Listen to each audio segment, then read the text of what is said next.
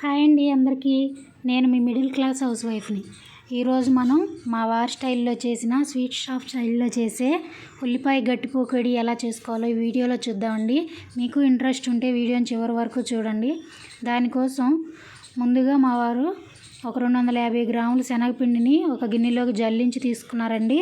తర్వాత అందులోనే ఒక గుప్పెడు కరివేపాకు, ఒక 5 సన్నగా పొడవుగా తరిగిన ఉల్లిపాయలు, 1 టేబుల్ స్పూన్ ఉప్పు, ఒక 2 చిటికెల సోడా ఉప్పు వేసి కొద్దిగా వాటర్ పోసి ఉల్లిపాయలని బాగా నలుపుతున్నారు. చూసారు కదా, ఇలాగే ఈ పకోడీకి మనం ఎక్కువ వాటర్ వాడకూడదండి.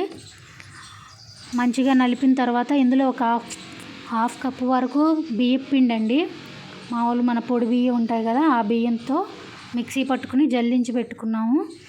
ఆ బియ్యం పిండిని కూడా వేసి బాగా కలిపి ఇందులో ఒక హాఫ్ టేబుల్ స్పూన్ జీలకర్ర కూడా వేసి కొద్దిగా వాటర్ పోసి ఆ పిండి గట్టిగా ఉండేలాగా ఈ కన్సిస్టెన్సీలో ఉండేలాగా బాగా కలుపుకోవాలండి.